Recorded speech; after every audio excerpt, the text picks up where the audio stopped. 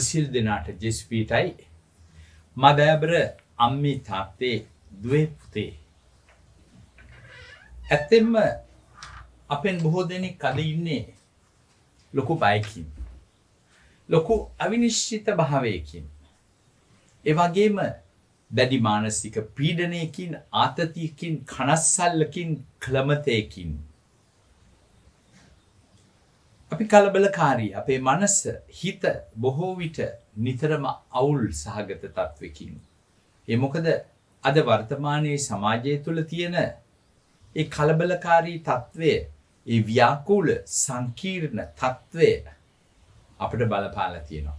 පුදුමයි හිතන්නටත් මේ මවගේ කුසේ මේ මවගෙන් ඒක උරුම වෙලා වගේ මේ තරංග වලින් මේ දරුවන් පවා අද බොහොම ව්‍යාකූල කලබලකාරී තත්වයක අර ඉස්සර තිබිච්චි ළමා ගතිය අද සමහර විට මේ ළමයින්ගෙන් බැහැර වෙලා දෝ කියලා අම්මා තාත්තගේම කටින් පිට වෙන වෙලාවක් තියෙනවා.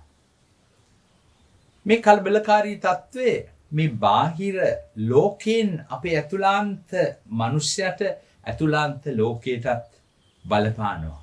අපේ ඇතුළාන්තයේ තිබිච්චි අර පහන දැන් ගොඩක් වෙලාවට කැළඹිලිකාර තත්වයක පසු වෙනවා දෝ කියන සිතුවිල්ල අපිට එනවා. ඉතින් අපගේ ශරීරයට මෙන්ම මාගේ ප්‍රේමවන්තයනි, අපගේ මනසට, අපගේ ආධ්‍යාත්මයට අපිට සහනයක් අවශ්‍යයි. අපට විශ්‍රාමයක් අවශ්‍යයි. අපට ශාන්තියක් අවශ්‍යයි. ඒක නෙමේ අපගේ ඇතුළාන්ත ස්වභාවය.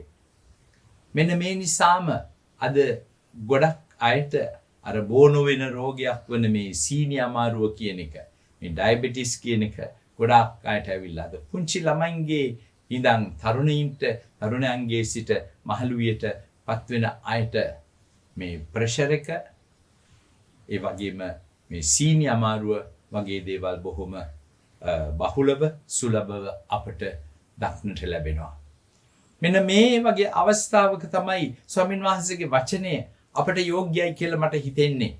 මතේතුමාගේ සුවිශේෂ 11 වෙනි පරිච්ඡේදයේ 28 වෙනි වගන්තියේ ජේසුස් ස්වාමීන් වහන්සේ කියනවා, වෙහෙසෙන බරහුසුලන සියල්ලෙනි මා වෙත එන්න.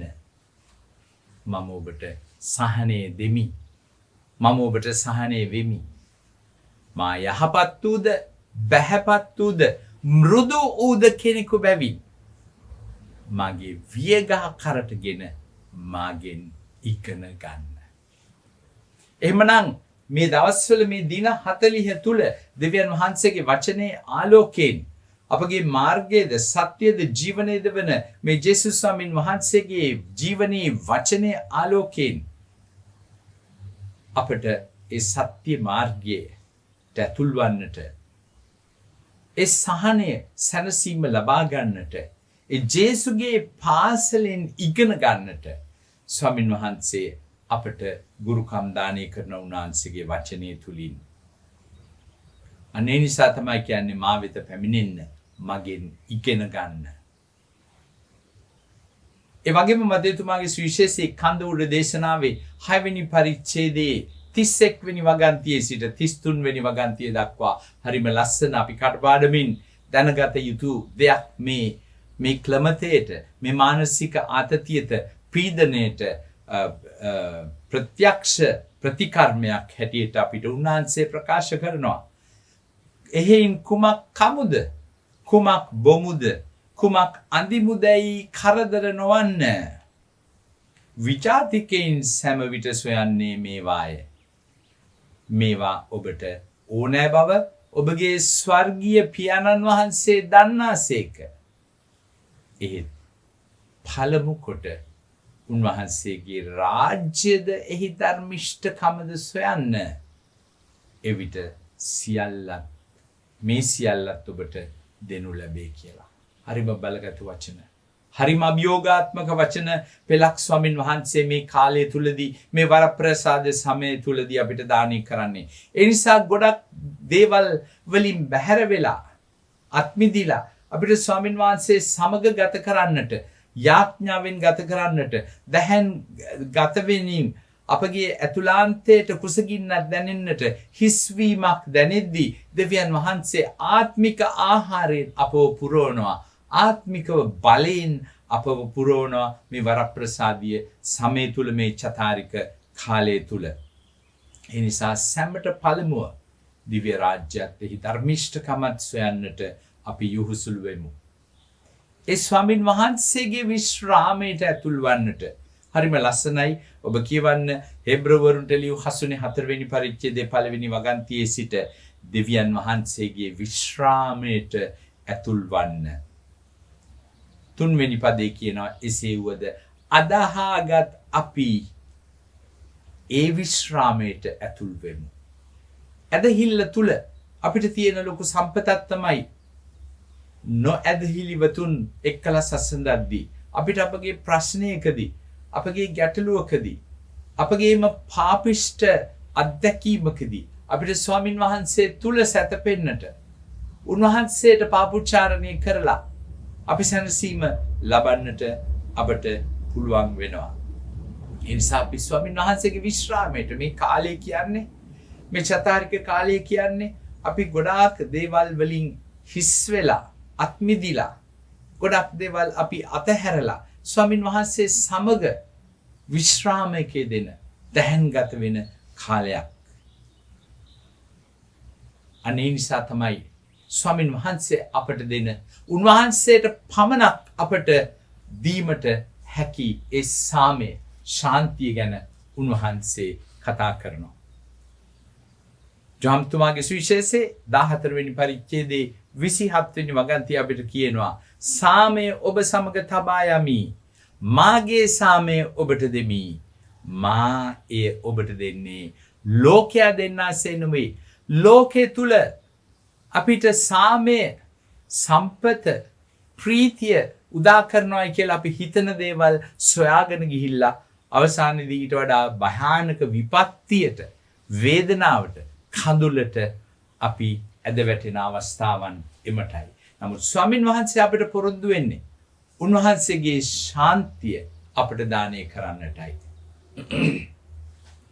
උන්වහන්සේ අපිට පොරොන්දු වෙන්නේ ජාම්තුමාගේ සුවිශේෂයේ 15 වෙනි පරිච්ඡේදයේ 11 වෙනි වගන්තිය අපිට කියනවා මා ඔබට මේ දේ ප්‍රකාශ කළේ මාගේ ප්‍රීතිය ඔබ තුල වන පිණිසත් ඔබගේ ප්‍රීතිය සම්පූර්ණ වන පිණිසත්ය.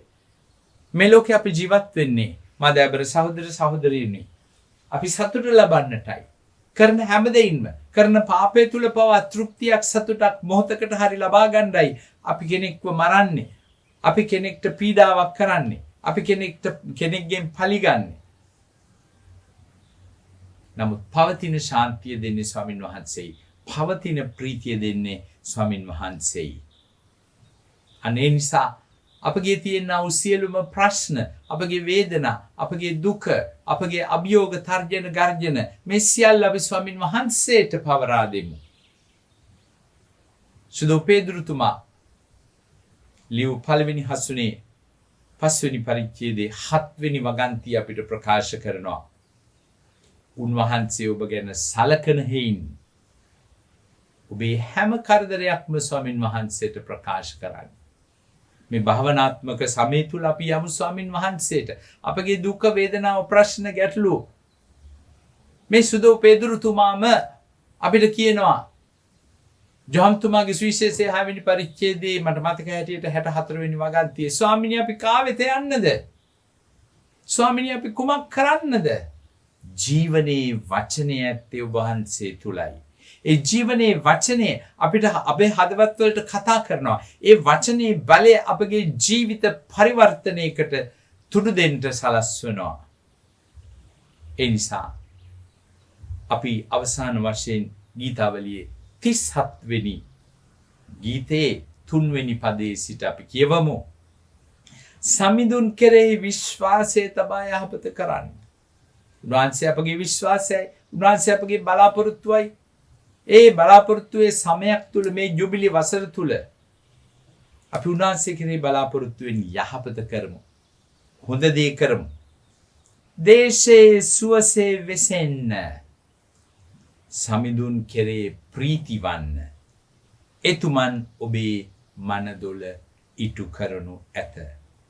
මීටත් වඩා අපිට බලාපොරොත්තුවක් දෙන වචන. අපේ මනදොල උන්වහන්සේ කෙරෙහි අපි විශ්වාස කරනවා නම් උන්වහන්සේ කෙරෙහි අදහගෙන ඉන්නවා නම් උන්වහන්සේට සියල්ල අපි පවරා දෙනවා නම් උන්වහන්සේ අපේ මනදොල ඉටු කරනවලු. ඔබේ ඉරණම හිමිතුමන්ට බාර දෙන්න. එතුමන් කෙරෙහි විශ්වාසය තබන්න. මේ වරප්‍රසාද කාලේ මේ චතාරික සමය අවසන් වේගන එන්නා වූ මේ කාලේ අපි ගැඹුරින්ම මේ භාවනාවට මේ දැහැනට ඇතුල් වෙන්නා වූ අවතීර්ණය වෙන්නා වූ සමය තුල අපි ස්වාමින් වහන්සේට කියමු අප ජීවිත තුල සැබෑ ආකල්පමය වෙනසක් සැබෑ පරිණාමනයක් පරිවර්තනයක් පුනරුදයක් ඇති කරලා මේ පාස්කුවට මේ පසුකර යාමේ කාලයට අපව පසුකර යාමට ඉඩ නොදී උන්වහන්සේගේ වරප්‍රසාදයේ අප සමග රැඳේවායි කියලා ප්‍රාර්ථනා කරමු. ඔබ සැමට ජේසු පීඨයි.